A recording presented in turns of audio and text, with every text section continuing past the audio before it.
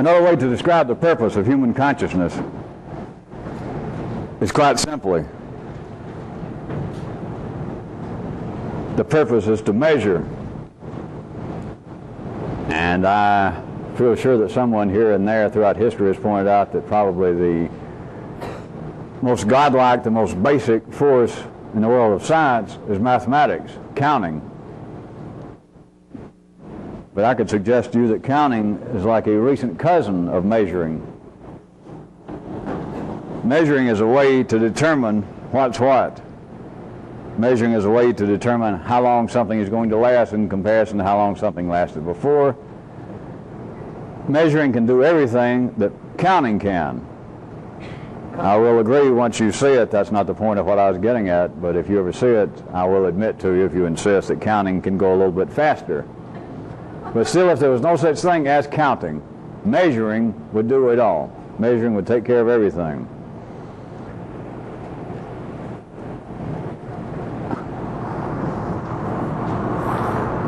I guess there's an easy way to slip up on this. Whatever form, the form that consciousness takes at any time is tied to the complexity of the creature's spatial perception. In a world that is, by all consensus, at the ordinary level I'm not disagreeing, but by all consensus we live in a world of three dimensions. That everything is measurable in height, width, and depth. A way in which to see the three forces. In a 3D world, any question of man's consciousness is in fact a moot question, because in a 3D world man's consciousness cannot be other than it is. There is no way it could be any way else. All ideas of men having less than a full flow of consciousness through some curse of the gods, through some oversight, through the fact that man is not evolved, that man has got to find some sort of secret with gurus or in caves, that he's got to be able to have magic words. All of that is a strange dream, because if you can see this, it is a scientific fact. It is worse than that. It's a scientific correctness. That in a 3D world, man's consciousness could not be otherwise, cannot be otherwise. If things are going to be measured, if things are perceived, by all agreement, anybody who disagrees now on this planet is, of course, certifiable. In a world in which everything can be measured and is perceived to have three dimensions, man's consciousness could not be otherwise than it is.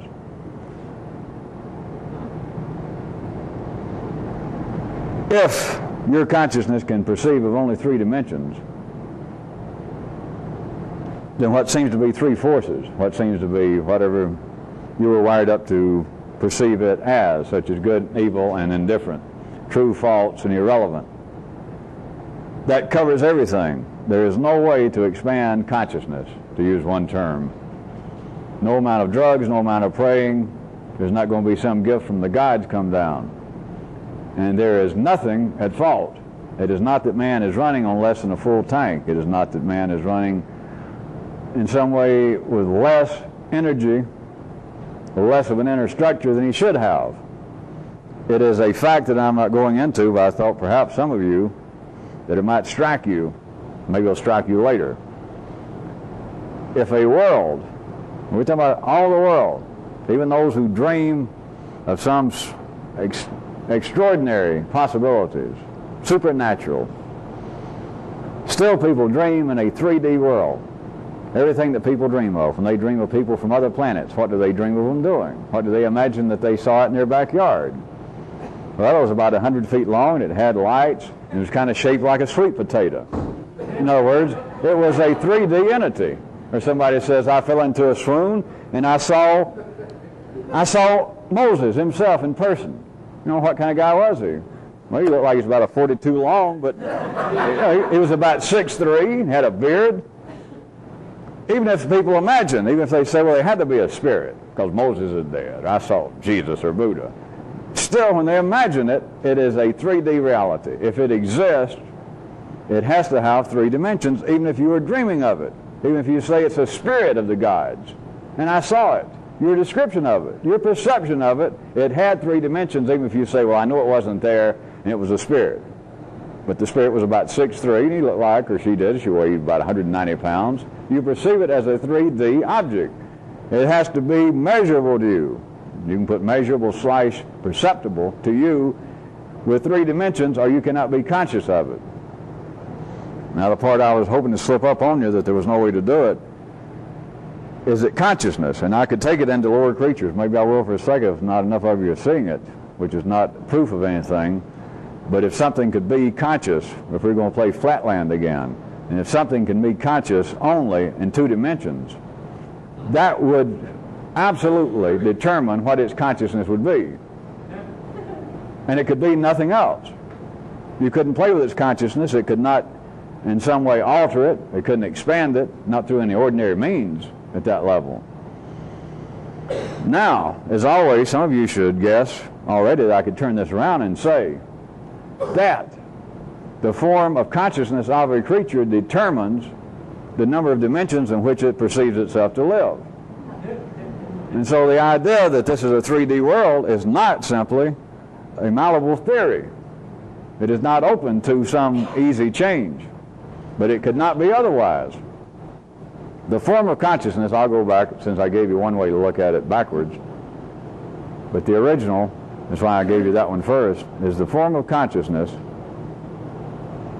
I was going to be nice and say it's tied to, as I did before, but it does determine by all observation at that self-same level. The form of consciousness is determined by the number of dimensions that the consciousness perceives.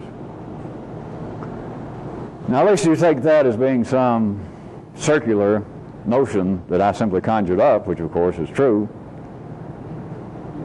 You've got to see that then that locks you into every perception that humanity has. It locks you into certain limits in the city at ordinary levels of consciousness that have been blamed on metaphysical occurrences, curses of the gods, bad luck, limited time of evolution. But if you can see consciousness itself, the very thing that people, even if they don't use the term, believe that they have been playing with, that people believe they're doing by praying, by chanting, by going through some sort of metaphysical course, some kind of boot camp in Tibet, that by doing this I am going to be able to turn around and to finally see that which is currently invisible. Ordinary people cannot do that because they're dreaming of it in the wrong place. They're dreaming that reality as it is now is in some way very mundane. It is in fact cursed, or it's a real cheap knockoff reality that the gods left us with since we made them mad somewhere in the past. Consciousness, me calling it city consciousness, line level consciousness, is exactly as it should be, not theoretically, and not because I say it keeps pace with evolution and life knows what it's doing, although I've used that description. Consciousness as it is at city level is absolutely as it must be, because it is determinate and tied to, either forward or backwards, the number of dimensions that the consciousness can perceive of are, if you want to look at it the other way, suddenly you find yourself conscious at some age, whenever you remember it was, and you look around, and there's a 3D world. Everything has height, width, and depth to it. And right then, your consciousness is affixed. The mold, as it were, you had no choice. They've thrown cold water on the hot mold, and that's it. That is the limit of consciousness. You are left with 3 possible perceptions.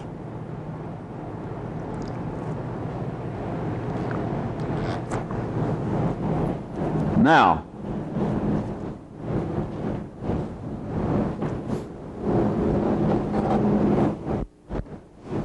if you could do this, remember my opening line, that one of the prime purposes of consciousness, although no one has ever looked at it in this manner, is to measure. If you could continue measuring, and by measuring you must, of course, fear that I mean more than just everyday measuring.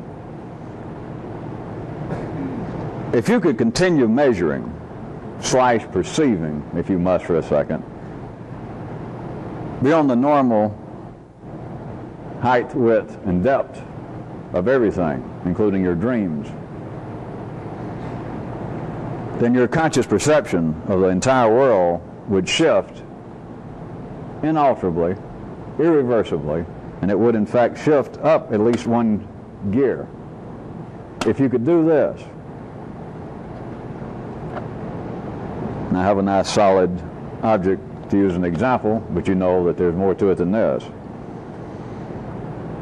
Three-dimensional object, three-dimensional consciousness, the only way it can be measured, there's only three measurements of it: the height, the width, and the depth of it.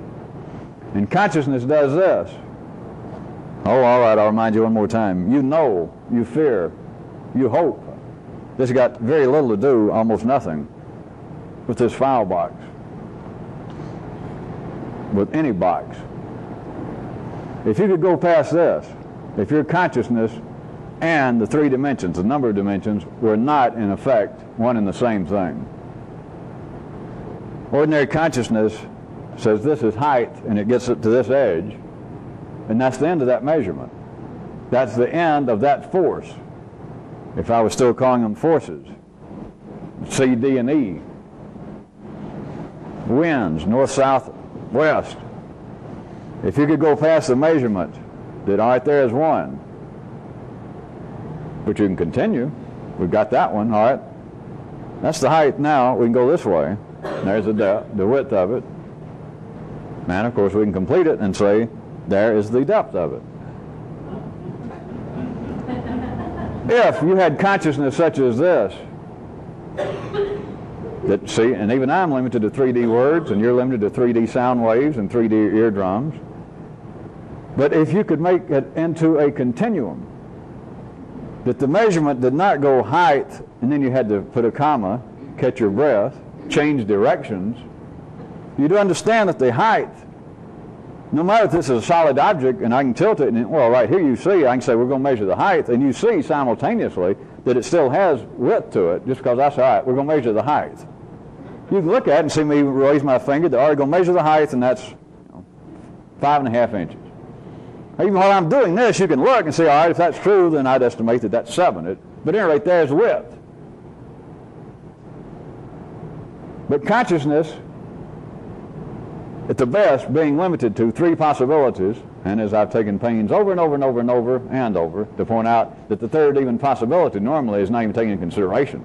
But ordinary consciousness can perceive of three dimensions, three possibilities, three aspects of everything.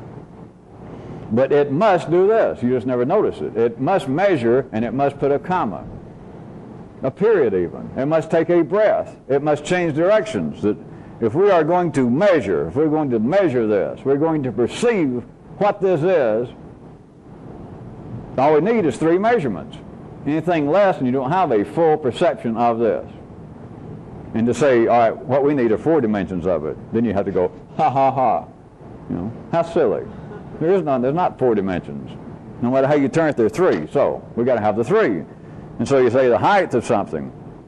Shall I tell you again that this got almost nothing to do with this little box? You know I'm talking about something else.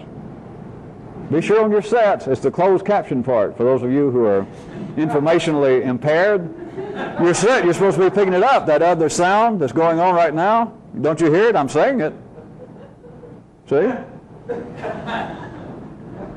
Ordinary consciousness has to say, all right, we'll measure the height. Right? But now, and here's but now it's separate. All right, now we're going to measure the width. And now we'll measure the depth of it. And we got it. But you've got it in 3 pieces. Now look, this is so easy. It lends itself in the 3D world for one of the few times that the 3D world does cooperate with me.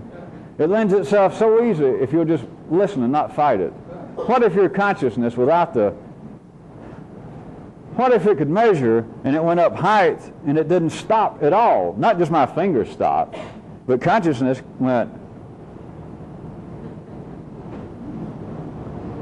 It went up to height immediately, with no pause, no comma, no period. We went to from height to depth, into width, and then into time. Because that's, of course, at our level, what the fourth dimension is, the next one. Is these three, this thing is existing in what, I'm just using your terminology, the city terminology, time. There's another way to describe it, but the problems we're having for the last year with this, I'm going to leave it at time. But you would do this if you had that kind of unfettered consciousness. You'd go up to height, immediately into, let's say, width, then right on to depth. And when you got into the depth, you wouldn't stop at that edge. It would go somewhere else in a 3D world, of course, I can't show you. All I can do is go like that, or go. But then it floats without my hand, without your measurement. It is there in time. It is then that kind of cycloramic consciousness that this, and of course the things I'm really talking about, not little boxes, to take the measurement of life, of people, of institutions, of intercourse between people, of life itself and you, not measure that, all right, I am, you understand this is, to say this is metaphorical, is to have to beat you with a hammer that doesn't say Silvertone or Harmony House. It says obvious, obvious, obvious. If you could be conscious of people, of yourself, of what life is, and it goes up in one direction, and it immediately flows into another, that there is no break here. If I did not make this clear enough, I know some of you got it at the time. Me drawing my finger up with this just happens to lend itself correctly in the 3D world. That consciousness does, in fact, operate this way. All you got to do is look. You got it. When you're measuring something, when you're perceiving something, when you're feeling about something, it goes in one direction. I'm calling it height. In the past, I called it C influence or D influence, E force, attitude, thought, feeling, behavior. It goes in one direction. How you feel about something. Your opinion when you hear, well, the president signed that treaty with the Russians. You measure it. You measure it in one direction. And starting from last time we met, I'm trying to get you now to see how close it is to you, that instead of forces with strange names and letters, it's the three dimensions. You measure it, and it goes up in one dimension, in one direction, and it finally has to stop because there is nothing that you can perceive of. Forget it. Well, you don't have to forget it. Look right quick. Think about it. Here we go. I'll give you a second. You cannot perceive of something of infinite height. See? Told you. You cannot do it with 3D consciousness. It doesn't, don't waste your money with some book that says how to improve your imagination, how to think the unthinkable. If you're going to buy the guy's book, the unthinkable was he couldn't believe somebody'd buy the book. No matter what dope you smoke, no matter what you chant, the 3D mind cannot think about anything of infinite height. Go ahead, try it again. If it doesn't stop somewhere, it has no height. You can't perceive of height unless it stops somewhere. You can go, oh, all right, I can imagine this little bitty monument that came from somewhere, and it goes from here, and it reaches even past the moon. But you got to imagine, you got to picture it stopping somewhere, or you cannot imagine this thing. You can't. That is 3D consciousness. You can say, well, it's the biggest thing in the world. It's the tallest thing in the world. All right. You can say, no, wait, no. It's the tallest thing in the universe. Okay. But it's still got a height. And you can't say, no, it's infinite. You can't do that. All right, try it again. You can say, all right, it's infinite.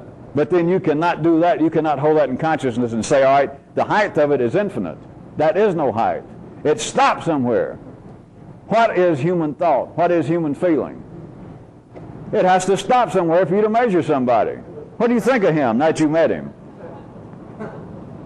I'm not sure I'd trust him too far. You measured him. He had a certain height. How do you feel about your mother since you come down with cancer? We had a lot of hard years, but she's not a bad old woman. I feel a lot closer to her now. You measured her. What's your opinion about what happened in such and such situation? political, economic. I've been reading a lot about that. I've got a brand new book on it, and I'm going to tell you what, I believe that the day is upon us that the whole concept of supply-side economics is gone. You have measured it. I have for a long time, you notice, talked about words, sentences, and pointed out that nothing makes sense. I tell you people, you should never put a period on any sentence. Never. Even if you say, I now see the light. Thanks to you, your great manner of speaking, the closed caption, I now see the light. Don't you ever put a period on that. Because if you put a period on it, you no longer see the light. And I tried to talk about it in such ways as that, while periodically assuring you that it was not lessons by any means in English. But for a sentence to make sense, there has to be an end to it. You have to measure what you apparently are thinking. You have got to measure the concept. It has to have a height, to use just one of them. I just keep saying height because I started there. It has to be there. To perceive this, to measure this, consciousness says, all right, we'll take the height, and it gets right there, and it stops. It has to. And don't tell me that you're getting along with what I'm talking about, and that, hey, from now on, I'll imagine that my consciousness went, all right, height, and then without even slowing down a second, height, 5.5 inches depth, blah, blah, blah. It don't work. Consciousness goes, all right, we'll do it real fast. Height, such and such, depth. But as soon as it goes from height to depth, consciousness has put in, at the very least, a real serious comma. It's changed the measurement. It went from one force to another. It is what many people out in the city still believe. You went from good to evil. Although consciousness can say, well, there's nothing good about the height of something as opposed to it being the width of it being evil. You're right. You just can't hear yourself. By the same token, what you measure in life to say, well, those kind of people are good and these kind are not. You're talking about the same thing. You're saying 4-foot high people, okay. Those between 5 and 6 feet, no. The gods are going to do something about them. You're in the same situation. If you had consciousness that could perceive of this non-stop, not fake non-stop, you got to be able to do the very things that this has always been about, that I sometimes refer to as igniting the nervous system higher, expanding the field of the nervous system's operation in you, which is materially a fair description. But if you had the kind of consciousness that could see this going in one direction, all right, again, I ain't talking about a box. People, life, go back to the box. The consciousness sees that it goes up like this, and you had the consciousness that had no break whatsoever. It does not go up here, and then da-da-dum, and then da-da-dum. If you do that, you always end up back where you started. You run out of dimensions. Does that sound like life? There's even people here and there in the city, and this is nothing recent. Somebody's done it recently, but somebody did it non-recently. They're pointing out that the more answers we get, the more questions we seem to have. In the city, huh? Do they know what they're doing or not?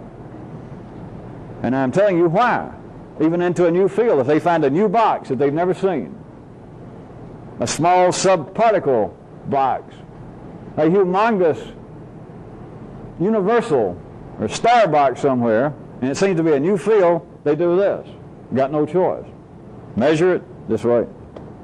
And they come back exactly where they started. Nothing wrong, but that's what you're left with. There's only 3 dimensions, and you go in one direction, the second direction, the third direction, and you're back to the first direction. Therefore, ultimately, even scientifically, there seems to be no final answer. None. If you had the kind of consciousness that could measure without stopping, if there was no difference between the height, the width, the depth of it, you would then flow in a way that I can't do with my fingers. You would flow from that directly from the third dimension. If we're going to use that progression, you go the height, the width, the depth, and then the time of it. After that, I'm not even going to try to talk about, because that's strange enough, but that would literally be it. You would have not cut up reality. This would be then perceived to be a seamless piece of a more complex reality. You would not be perceiving edges. You would not see the height of this reach an edge and then you got to change directions to make any sense out of it. You do in the city. You all know this. I'm not saying in the city anything should be different. You can't operate in the city any differently, or else you're going to lose your job tomorrow as an architect, to say the least. But you would not be seeing edges. Does anybody foresee what a fortuitous word that is in the context in which I am pulling it? You would not see the edge to this box. You would not see the edges to people. You would not see then this kind of perceived clear distinction between you and not you, which, I can keep giving my equation and say there is no difference between I and not I. Or I keep saying there is no out there, and a lot of you have been here a while, and you've got some kind of strange, let us say, regard for me, and you nod. And your consciousness says, well, that is some kind of metaphorical story that's beyond my belief, because there is a difference between me and not me. There is an out there. An out there can punch me in the stomach. An out there can insult me. An out there can pick my pocket. Or I might pick their pocket. If there wasn't an out there, whose pocket would I pick? So, there is an out there, and I must mean something else. Yeah, I do that. Anytime you think I mean something else, I meant that. You would not see edges.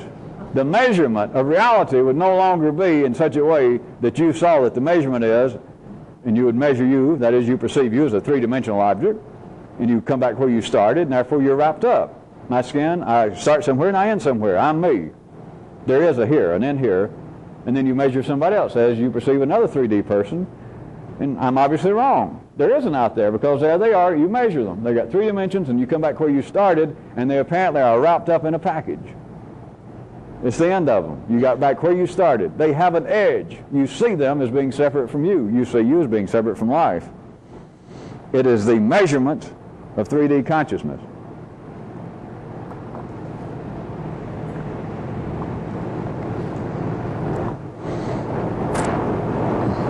Are there any questions? Good.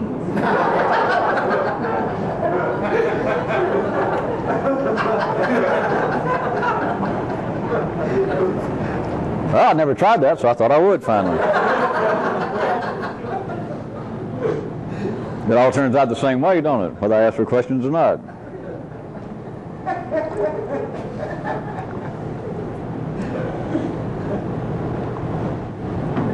Before I do something else, let me repeat 2 or 3 of these, because this is the sort of thing that some of you should already be able to feel that there is an immediate limit to even what I can play with verbally, profitably, with your own consciousness. Because already in the last few minutes, some of you, let's assume, got something that may prove profitable, but I can't sit here and really beat you in the head with it, and right now make it more and more perceivable. I just can't. It's not possible. Not because of me and not because of you. It's because of the banking conspiracy. It's a joke, people. It's a joke.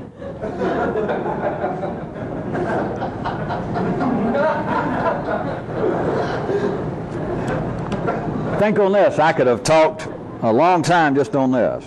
For me to say that one of the primary purposes of human consciousness, just as it is, as you find it, is to measure. Now that is. Now all the way from what might seem to be the obvious, I'll say a little more about, the scientific way, the apparent tie-in with human evolution, if you can see it this way, with the development of man's apparent ability to affect the apparent out there. The air conditioning, the TVs, microphones, clothes, knitting, weaving. None of that is possible. There's no possibility of there being technology, science, without the ability to measure. There is no way to be conscious of human social intercourse. There'd be no such things as mortal families, as we call it. There'd be no such things as romantic love. There would be no such things as charity. There would be none of the things that make the city different from the jungle. not the bushes of the revolution, but the feral jungle, the lower areas wherein man's nervous system had not reached the point of yellow circuit activation. You could have none of that, scientifically, technologically, and socially, unless consciousness could measure. Measure. All the way from measuring seasons to measuring lengths. Not counting, that's a faster way, but I want you to see that the basis of it, the first shot of describing one of the purposes of consciousness, not to make you happy, not so you could watch TV, not so you could do crossword puzzles. It was life needing somebody to measure inside of it. And that is one of the primary purposes of human consciousness, is to measure. Second one, if you're going to try and use and remember this, a creature's, and of course I'm referring to man's, form of consciousness is directly tied to, directly controlled by the complexity of its spatial perception. That is, however many degrees, dimensions of reality you can perceive, in our case 3, the city level, that, the beginning then, if you understand it, there are other ways I could describe it, but that one is quite adequate. That is the determining factor. If you wrote me down somebody and you said, here's somebody that just came from planet X, and we can't talk to him, or we just got here and you seem to know weird things, what kind of consciousness we got? We can't tell by looking at him. I could tell you, so if you can tell him, if you can get him to show you in some way, how many dimensions does he perceive here? And whatever he tells you, then I can tell you, if he says anything other than 3, then I can say, if he says other than 3, he's got a different form of consciousness. You don't have to worry about anything else, because the complexity, the spatial complexity of your consciousness is the determining factor of the form of consciousness of the being. If you perceive, you or somebody from planet X, or a worm, if this were true, if they perceive 3 dimensions, that explains it all, that they measure things, not just boxes, life, themselves, their perception of being alive, if worms had such. The number of dimensions that creates their world is when they measure how many times it takes until they get back where they started. Till it wraps them up. That about does it, eh? Yes. 1, 2, 3, and you're back where you started. And that's it. It's obvious. That is it. You can look all you want to, and there's not another fucking dimension on this fucking box.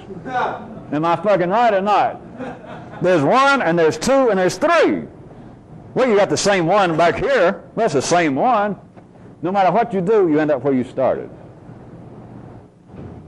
That is the determining factor of consciousness. Just a little aside, I do read enough that throughout history, and there seems to be a resurgence of it in the last decade, out in the city, life has got some people, I think it was biologists, coming up with little ideas here and there. It's like little noises. It's like your stereo putting out little spurious noises every now and then. It goes whoop.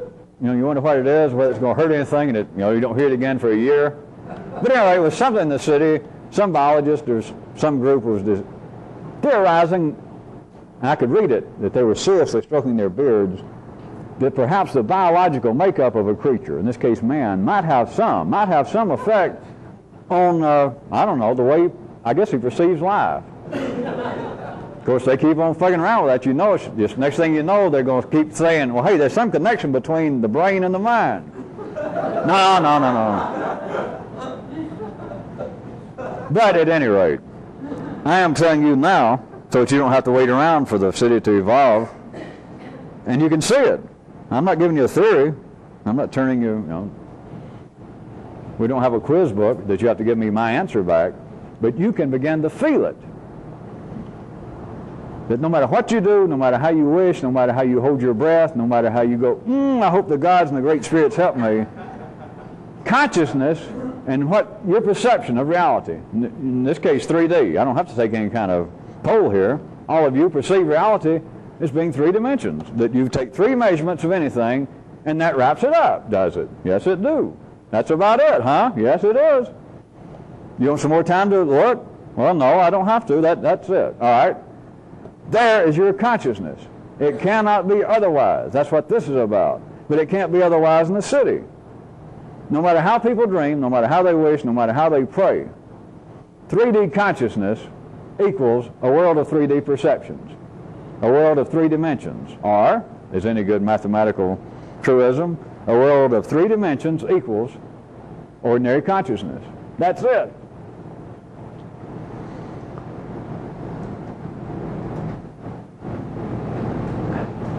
And if you had some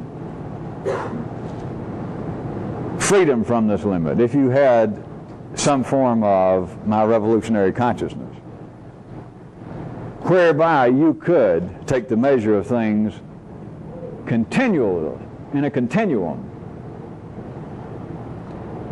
that you did not have to stop and you did not see it, really, there's no way to describe this, so just, you did not see, even taking the second measurement from height to width, you did not see it as a dramatic change. You did not see that you hit an edge to where you had to go, well, he cheated me back in '64, but he is my brother-in-law now. And plus, he's got a few bills and some money of his own. Maybe I don't hate him as bad as I thought I did. All of that is measuring up here, and then that way, and then back this way. What if your consciousness was such that you saw everything, this brother-in-law, as a continuum? You did not see him as an isolated anomaly, no matter how transient it may be, but you did not see him as an anomaly in life. That'd be very dangerous. The next thing you know, you would not see some of the fearful eras of history as being anomalies. You would not see people as being evil. That here we have like a fuzzball on the sweater of life.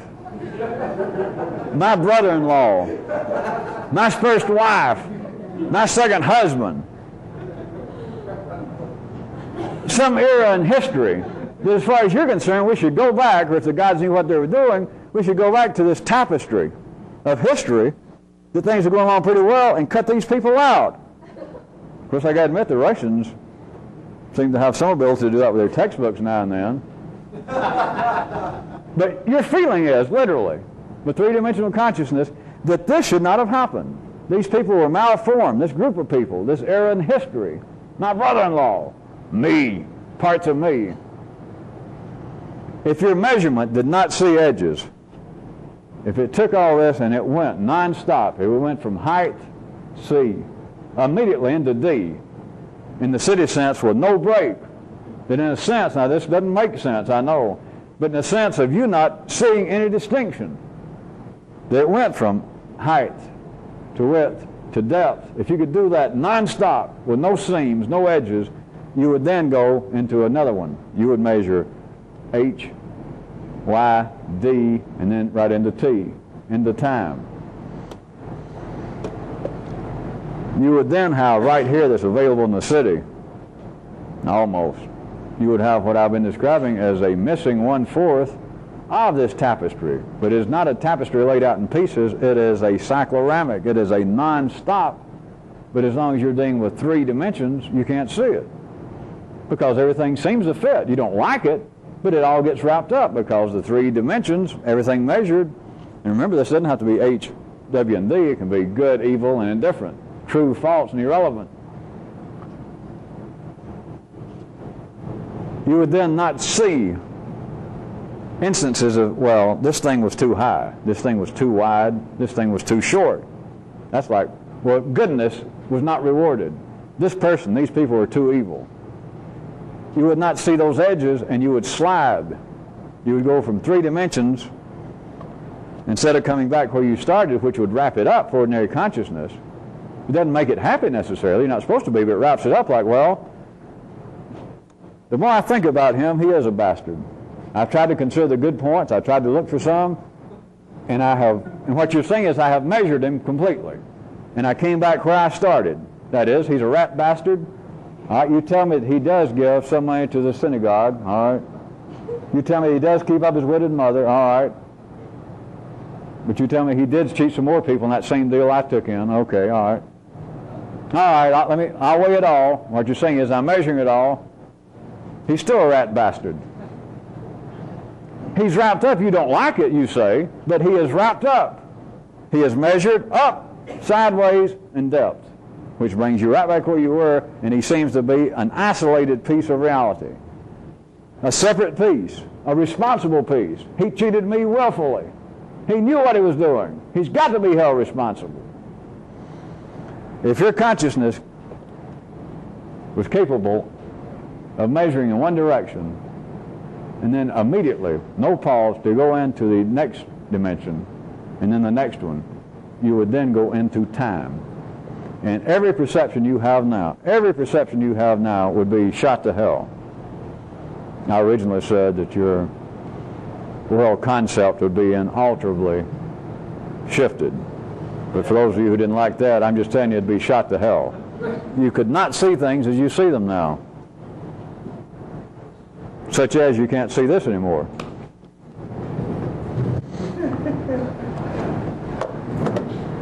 If we were not speaking of strictly, follow me right quick and catch the example I'm using, the limitations of what I'm going to describe in 3D words. Outside strictly yellow circuit areas, the way it appears in the cities. That is real strict logic, science, mathematics. Outside of that, what is the possible purpose life has in making man conceive of things either being true or not true? Okay, take a second.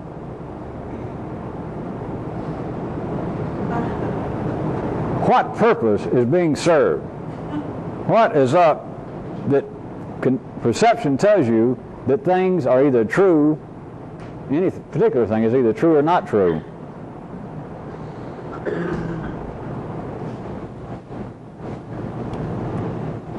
Can you get a glimpse of this? If anything exists that you can measure, it has characteristics, it has 3 dimensions.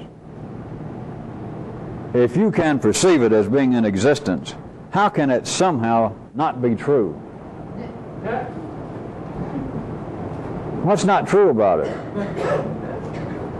Well, they said somebody told me that was a foot high, and it's obviously not. I can come measure it, and it's not. So that means this doesn't exist.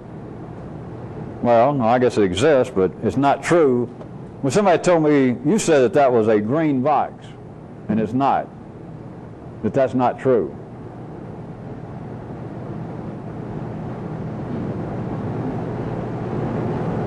Does it not exist? Does it somehow less than fully exist? If I say,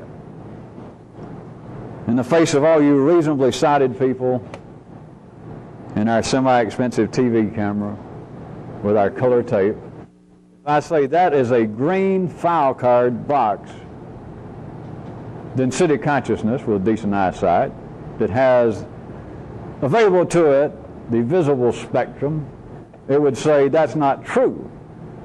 That is a gray file card box.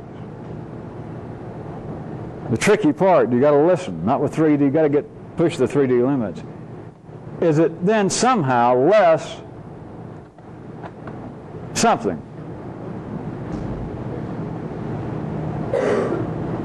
Well, all right, city consciousness can admit, all right, it's still a file card box, and you either can't see good, you're colorblind, or it's a trick, or you're lying, because it is not true to say that is a green file card box.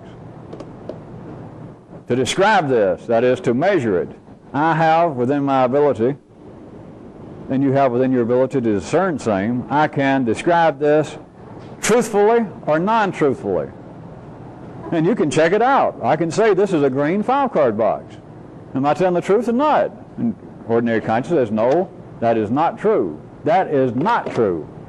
Now, so it's a gray file card box. That's true. Big distinction. Believe me, this is as sticky as the first side of the tape now. You'll miss it. because it's not necessary in the city, and there's really no way to describe this.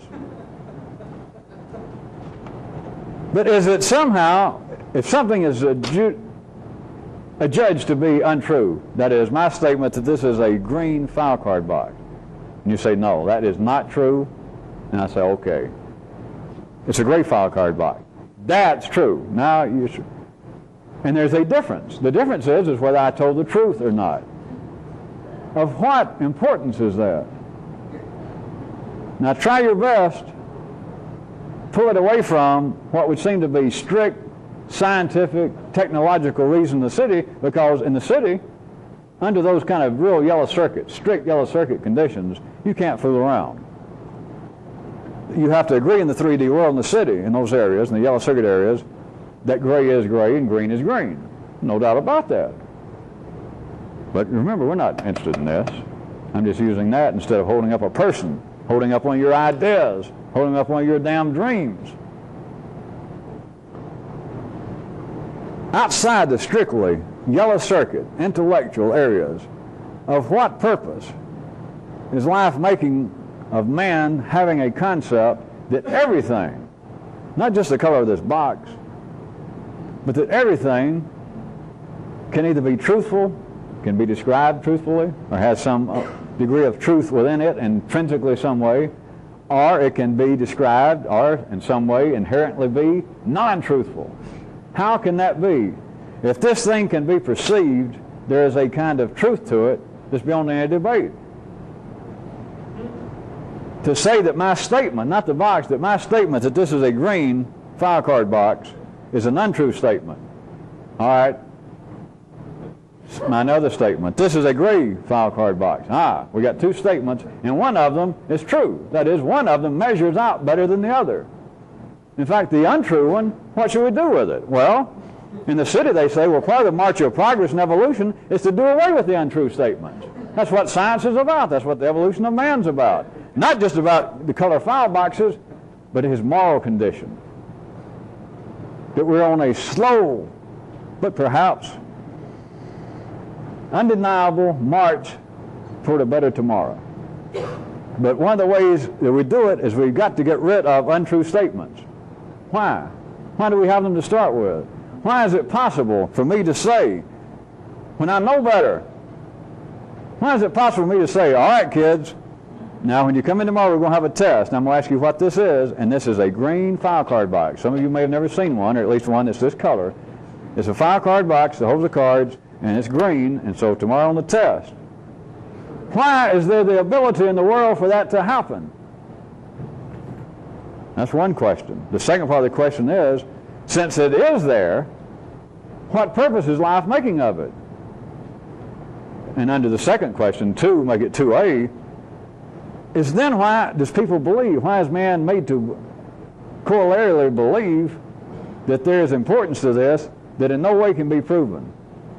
I don't mean just proven by me, that once you begin to see it, then you'll understand the question, as silly as it may have sounded in the beginning. Of what purpose outside strictly yellow circuit areas, of what purpose does life make men believe that there is true and untrue, and that there is some measurable, some weighty difference? That in fact one of the two we're trying to do away with. Do I have to point out to interview people that if indeed life could do away with one of them, we'd be down to 2 dimensions. We'd all be living in flatland.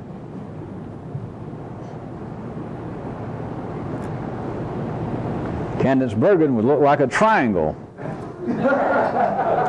laying on its side.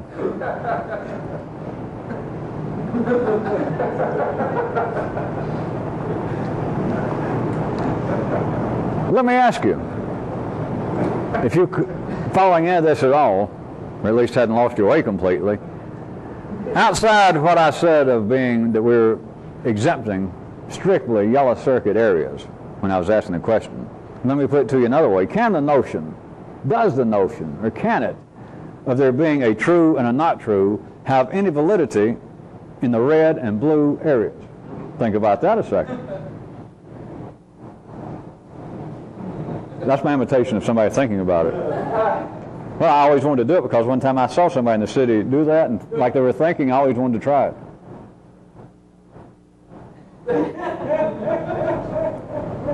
I started to say it doesn't help, but now thinking about what they came up with, it's obvious it didn't help. Although it would seem in yellow circuit areas, as I admitted you, if we're going to talk about strictly yellow circuit areas for the sake of this 3D conversation, then the idea of true and not true has much validity. Or else you'd probably get yourselves all killed at your place of employment. The measurements of things, the validity of true or not true, has got to be true. Is the power off before I touch this? And your partner says yes. There's got to be, in the real yellow circuit areas, some validity. And in measuring, in science, putting together machinery, all of that. But now, what I'm asking you is, can there, or is there any validity to the notion of true and not true in the red and blue areas? Well, in case I didn't make this clear enough, there is no need to question. I don't have to give you a second in case you don't see it. There's no need to question as to whether that occurs. That isn't what I asked you. I said, does it have any validity if it does occur? If it could occur, but it does, would there be any validity? Now you can we'll go again, everybody can rock and think. As far as you're concerned in the city, as far as three-dimensional consciousness, it does. Do you love me? Yes. Are you telling the truth? Oh, no, I hate your guts. No, I really love you. When I'm old and decrepit, will you actually take care of me? Sure I will. Am I a good fuck? Primo. Are you telling the truth? Would I lie? Would I tell you a not true? If you get into the real red and blue areas, as much as we can isolate them, even in discussion, does any notion of there being a true and a not true have any validity? Not, again I repeat, I'm not questioning does it happen, and you shouldn't be. Oh boy, are you on a slow train. I'm asking, does it have any real validity even in the city? Of course, sure it does. Or you wouldn't be doing it. So let me ask you this. Does the notions of a true and a not true being possible under all situations, statements, ideas, beliefs, does it have any possible validity to a revolutionist? Of course, I assume that a lot of you think you're real sharp now and you guess the answer has got to be, no, it doesn't. I wouldn't have gone through all this and bring it up. But notice this. Even if you say, no, it doesn't, and I say, yeah, you're right. You don't know that. You just assume that was the right answer. Now think real hard and try to arrive at that answer, and you can't. Because 3D consciousness will measure it, that, all right, it has validity as soon as he brought it up and pointed out. And then I knew he was going to make some kind of fun to try to punch a hole in it. Now he asked me, does it have any validity to somebody doing this, right? And what you do is go up, sideways, and cross, and you're back. And I know that it's a trick. I know he means that the answer is not, it shouldn't have any validity, but damn, it does. That's for 3 dimensions, not you. That for 3 dimensions.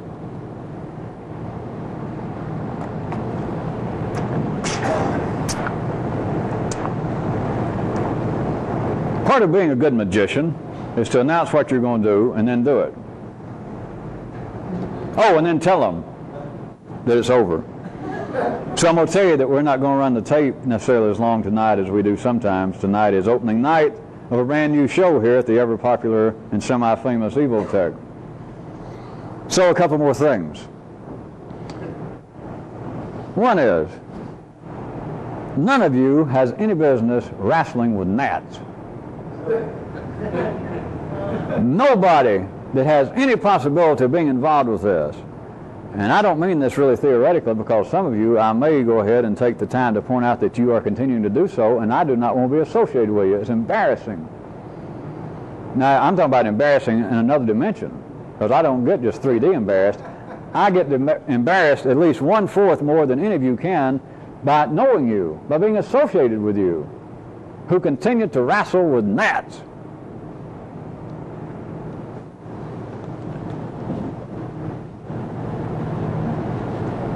Oh, all right, we do have enough time left on the tape for me to say something else if you're going to insist. You know you're wrestling with gnats. What's your problem? What is it that you measure in such a way that you do not like the measurement? Who is that great philosopher who I'm afraid to go on now, Professor Eddy would say, what's troubling you now, Bunky? Think about what's troubling you. It's fucking gnats. You wrestle with gnats. None of you are wrestling with Hercules, with Samson, Superwoman. Nobody is wrestling with any problem that's worthy of discussion. That's why I keep trying to get you to shut up. And why some of you, even now, have reached the point that sometimes you're talking about your gnat wrestling matches, and even in the middle of it, you suddenly get real dry in the throat and feel like you've got a mortal hairball. As well you should, because you're trying to describe to other people. I mean, you're surrounded by them. That you're all wrestling with gnats. And they talk about it a while, and they get through, and you say, well, last night I had to, take on mass gnat number 2.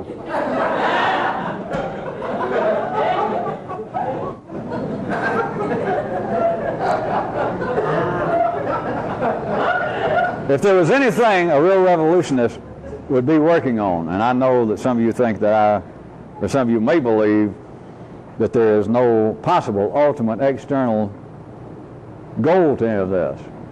And that remains to be seen as to what you and I together may ever do. But let me tell you that if somebody who had real understanding of this, if someone who was not limited to the three-dimensional consciousness of life is going to take on something and have a problem, even try to affect life, surely you understand this. They would not attack the gnats. You've got to understand that. You've got to smell that. You've got to suspect that. Just think for a second, even at your old 3D level, whatever spiritual or intellectual heroes you imagine you had, some historical figure. If indeed that person, as you want to believe, and most all of them, there's some kind of gossip and stories that they used to go through fits of some kind of depression or go off by themselves in the wilderness and hide out and meditate. But most people figure, I bet sometimes they really got the blues, or probably some of the real great minds are manic depressives. Since I had Psychology 101, I got that figured out. If that happened, and they were a revolutionary real person, if they in fact they did exist, I can assure you this, they did not wrestle gnats. And what are you wrestling? What would be the challenge? They're gnats. That's what you're fighting. You're trying to pole vault with pygmies. What if you win? Boy, are you going to be proud. I mean, is that going to be something to write home? Is that going to be the beginning of a new life for you? Now I'm on the high road. Today, I must have taken care single-handedly with at least 7 gnats. And some of these gnats have been plaguing me for years.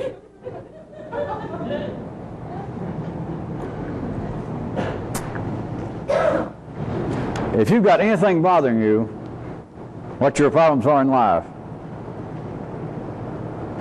that is my gift from me to you for the night, is remember you should not be wrestling gnats.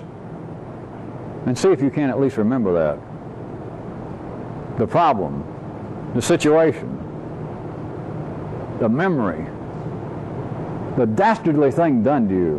What the hell was it? You're wrestling gnats. And you believe, I assume you still hope and believe, that this might turn you into something internally of a different stripe. Not an imitation of me, not an imitation of Jehovah, God, Moses, Buddha, Jesus, Yogi Flim Flam, or Yogi Bear. But it might do something to increase the dimensions of you in another direction internally. But can you imagine something? If there was a super version of you, if there was a superhero working in you or anybody, would they be wrestling with the problems you're wrestling with?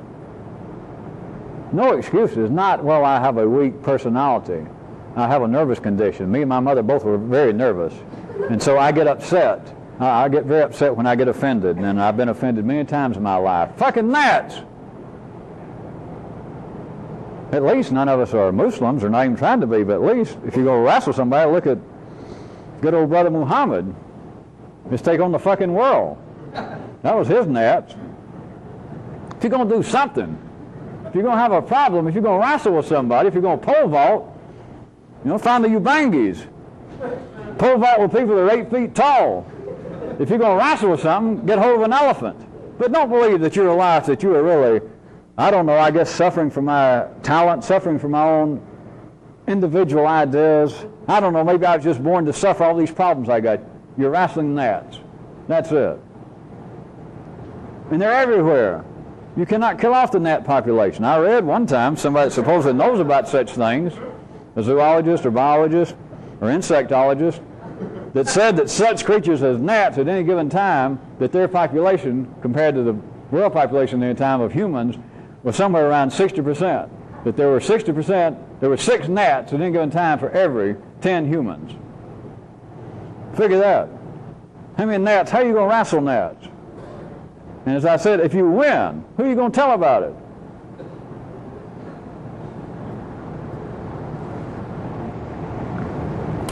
And one more thing I want to bring up one more time that I mentioned last time about that none of you should be in debt literally.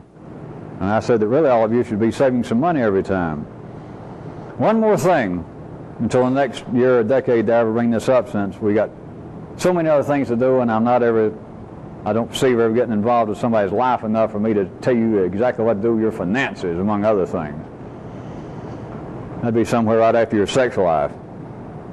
But I'm telling you something real. I'm telling you something valuable. If every week you started saving something, those of you who do not do it, I don't talk about it in some little fit. Don't raise your hand to the king and do it once. It's from now on believed, as long as you're living off some kind of income, however it's coming in, weekly, that every week there's going to be some money you don't spend. MasterCard, Kmart, Calvin Klein, there's going to be some amount of money that nobody's going to get but me. If for nothing else, and I mean much more than I'm saying, if you do it every week, it is a form. It may sound small to you until you do it for a while, but it is a tangible way in which you can continually feel, let's say weekly, that at least in one tangible way that you're one up on life. Because if you haven't noticed, life is arranged. It's not a banking conspiracy, and it's not that you were born to shop. But life has things arranged that all but a very small portion of the humans on this planet stay in debt.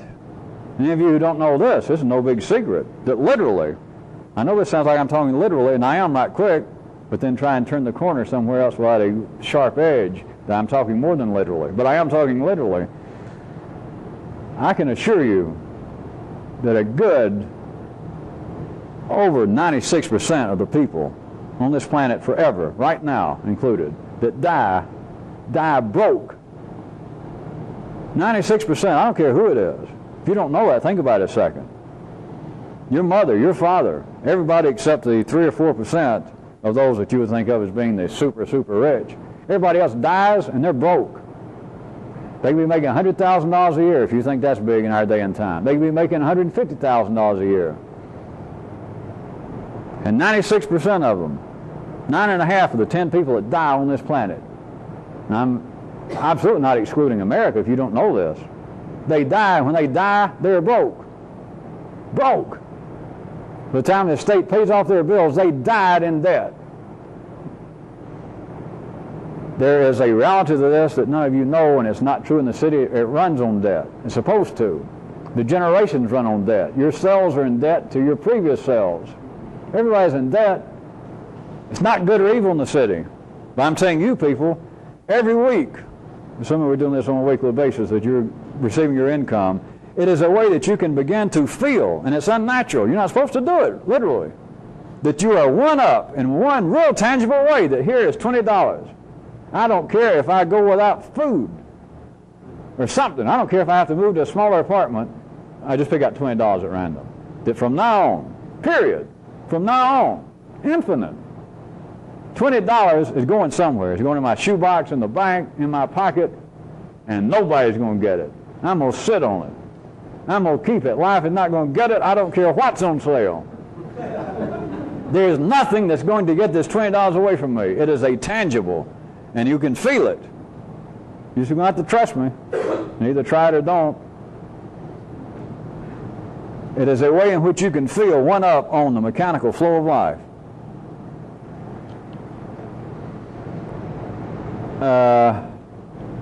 Short excursion. Consider this then the public tape. Excursion for everybody. Here's what I want you to do.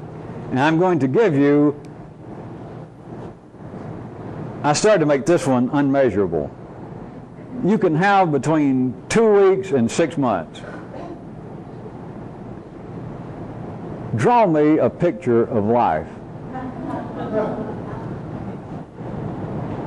Got nothing to do with drawing talent, but draw me a picture of life, and if any of you here, and getting this on tape, if any of you do one you like, get it to me. That's the excursion. Shalom.